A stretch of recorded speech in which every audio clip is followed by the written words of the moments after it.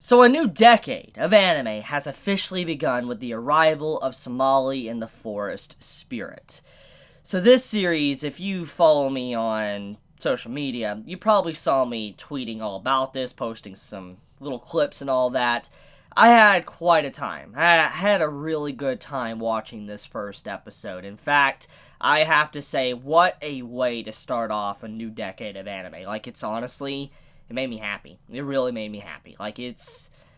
This was a really good first episode. So anyways, let's get into it. Let's talk about it. So, if you have not seen what I post on social media, let me clarify a couple of things.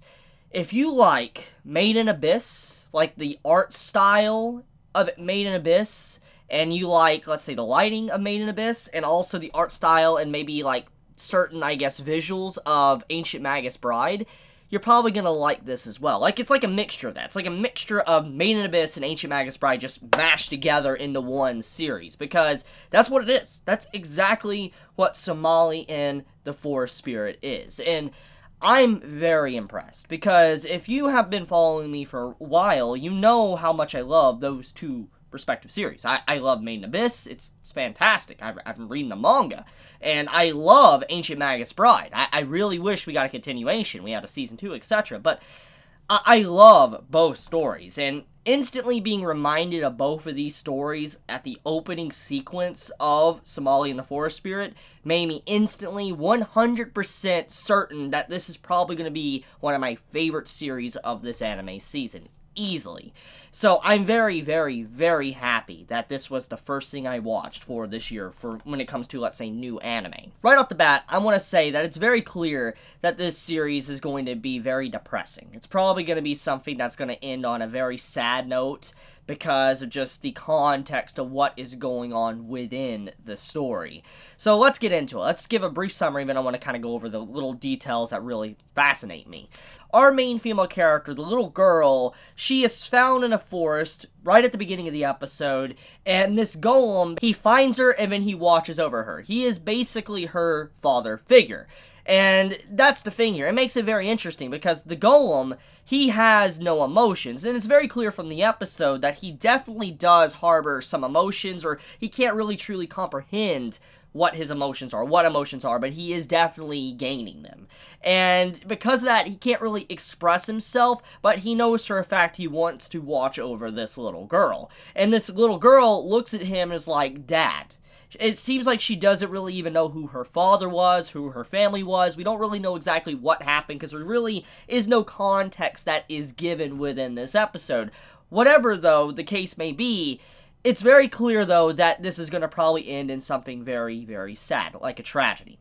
Because the main point of the story is the girl finding her family, or potentially finding other humans. And that's kind of what the golem is trying to do. He's trying to lead her around and travel across the world to pretty much find humans. To find humans that can take her in and watch over her, for she can be with her people. But that is the tragedy of the story of what we find out within the first episode. And I'm about to get into some heavy spoilers. So if you have not watched the episode and you don't want to be spoiled, I recommend stopping now and go watch it, because it's a big thing. It's a big detail. So, we kind of find out that there was two different parts of the world. You have the creatures, the fantasy creatures world, supernatural, basically. I want to call it the supernatural world. And then you had humans world, the human world, basically. And one day, a lone human managed to find the supernatural world.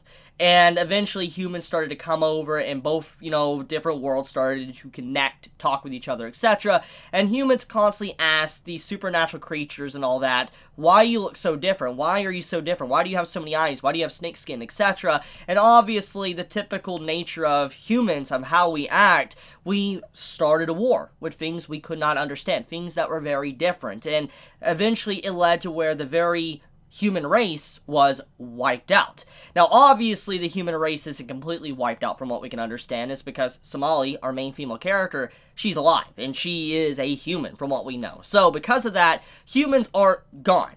There most likely is some form of settlement or something around the world where they still exist, but they're nowhere near as strong as they used to be. But that is kind of the main twist of the story, is that humans were wiped out, and all of these supernatural creatures do not like humans. They actually feast upon humans, like a typical demon or yokai story, whatever. You have it to where humans are feasted upon. They're basically food for these demons, creatures, whatever. And that's what makes Somali and the Golem situation very, very difficult, because if she is found out that she is a human, like if someone finds out, she'll be killed on the spot. So obviously the Golem doesn't want that, and so he is trying to lead her to a new area where humans are and thriving, where she can be safe.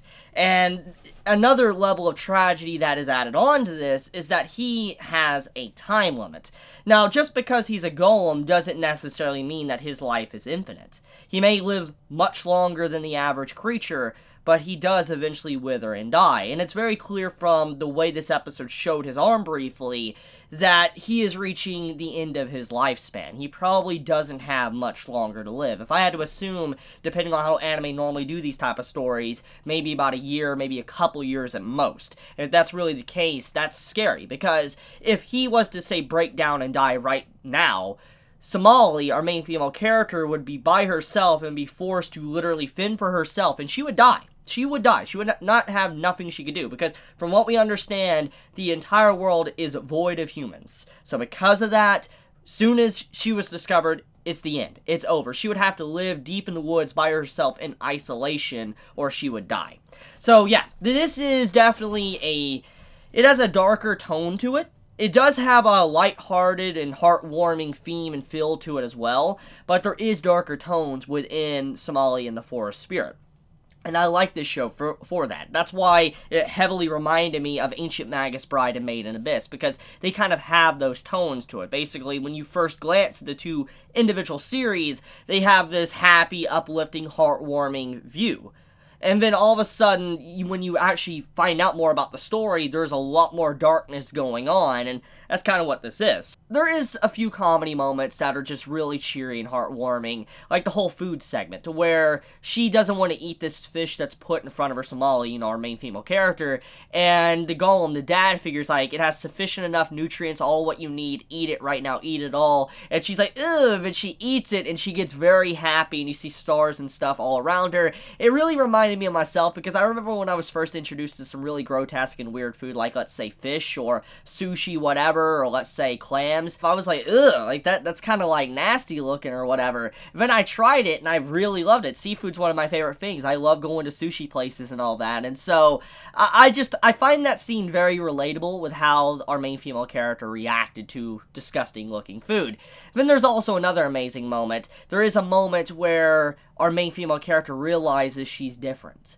And it's a very well done scene. Honestly, I think the best scene of the entire episode, because it says so much without words, no dialogue. You have where our main female character, she's looking amongst the crowd and she sees children, and it's something you would see in this type of story, yes, but it's the way it's done that's just very tasteful, something that I appreciate. She's just looking around and she notices that the children are playing and having fun, which she is playing and having fun, so it's obviously not her being locked away from that, but then she starts to look at the children. They are holding hands with their family, their parents, and when she notices what they look like. They look very similar. They look exactly alike. And then you see how she looks at, her father, and he's very different. He's a golem, and she's human, and obviously she might not truly be aware of what that is, and she's starting to slowly realize that she is different, and maybe the person that she's with isn't really her father. It's very sad. It's a really sad scene,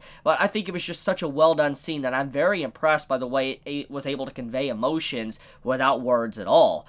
But getting into one last heartwarming moment, though, before I wrap up this video, you have the scene to where at the end, our dad figure, the golem, he puts his hand down. He's like, for you to be in my sight, for I never lose you, I want you to hold my hand. I see the others doing it within the city. It's just very adorable, very cute, and I appreciate that entire sequence and all that. And the way the episode kind of ends like that, it made me smile. Honestly, I got a few tears while watching this. I did. So, yeah, it's definitely a good watch. I like this. This is a really good show, and I want to watch more. I really do. I heard from manga readers, apparently, that this is a fantastic manga, And depending on how this goes, I do hope that there is enough content maybe to do a season 2. I don't really know how long this is going to go, but this was an exciting first watch. It's a fantastic way to open up 2020, and I'm just thankful to see that anime always can continue to impress me no matter what, each year after year. It makes me happy. So let me know your thoughts. How do you feel about the first episode of Somali in the Forest Spirit? Did you enjoy it? Did you hate it? Tell me your honest thoughts in the comments below. I am very curious to see what you all think. Do you think that this potentially could be the anime of the season? Be honest. Well, with that, guys, I love you. You have a wonderful day or night wherever you live. Be safe, stay healthy. If you enjoy my content, please subscribe. If you like this video, please leave a like. And if you want to get notified for whenever I upload a video, please click the bell icon down below. And with that, Chibi out.